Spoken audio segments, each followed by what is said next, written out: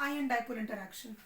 So now we are going to talk about the one of the most strongest forces of attraction between molecules. Actually ये strongest होता है, तो इसका सबसे अच्छा एग्जाम्पल के तौर पे स्टडी करना होता है.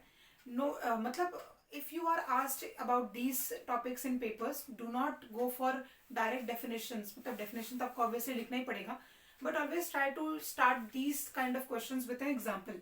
आप जैसे जैसे एग्जाम्पल बताते जाएंगे वैसे वैसे आपको उसका डेफिनेशन जो है वो बहुत प्रॉपरली कह सकते हैं डिफाइन करते आएगा. सो यहाँ पर एग्जाम्पल लेंगे हम लोग NaCl का वाटर मॉलिक्यूल के साथ इंटरेक्शन. ठीक है. सो NaCl जो है एक आयनिक मॉलिक्यूल है ना, और वाटर मॉलिक्यूल जो है वो पोलर है.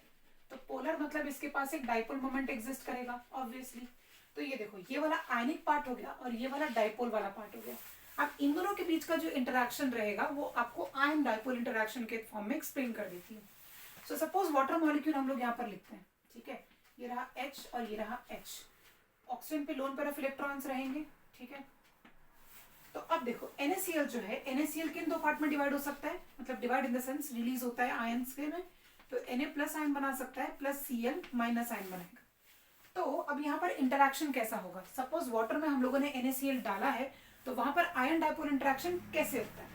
तो इस ऑक्सीजन, ये ऑक्सीजन क्या है, इसके पास लोन पेयर ऑफ अगर इलेक्ट्रॉन है तो ये नेगेटिव बिहेव करेगा, एंड हाइड्रोजन जो है वो पॉजिटिव बिहेव करेंगे नेचुरली. तो इस ऑक्सीजन के कॉन्टेक्स्ट में आएगा आपका Na प्लस आयन, और हाइड्रोजन के कॉन्टेक्स्ट या फिर हाइड्रोजन के एरिया में आएंगे Cl माइनस आयन. तो इनके बीच में जो फोर्स ऑफ अट्रैक्शन रहेगा, इनके बीच में जो फोर्स ऑफ अट्रैक्शन आएगा, that will be called as ion dipole, क्योंकि ये आयंस है और ये जो है ये डाइपोल है. या फिर इससे अच्छा और अगर एक बार मैं बताऊं आपको, तो वाटर मॉलिक्यूल किन दो पार्ट में स्प्लिट करता है, OH minus and H plus. तो ये देखो वाटर मॉलिक्यूल अगर स्प्लिटिंग ही देखनी है तो इस OH के पास में आएगा सोडियम आयन और इस H के पास में आएगा Cl माइनस आयन, और ऐसे जो है वो NaCl किसी भी सोल्यूशन में एग्जिस्ट करता है.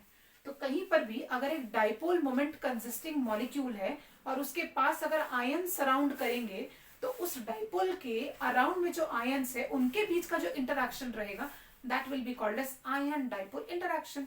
Easy peasy. तो सपोज मैं बताती हूँ यहाँ पर हमारे पास क्या है, A और B. सपोज ये डाइपोल है, ये प्लस है और ये माइनस है, और इसके अराउंड में we have lot of ions. ठीक है. हमारे पास आयन्स है X, Y, X and Y. X plus है, Y माइनस है, और ये आयन्स है. ठीक है. Y plus and minus.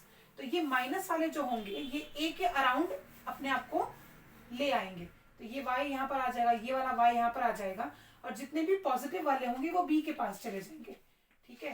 तो ये जो इंटरैक्शंस रहते हैं around the positive charge of the dipole and the negative charge of the dipole with the anions and cations, that will simply be called as ion dipole interaction.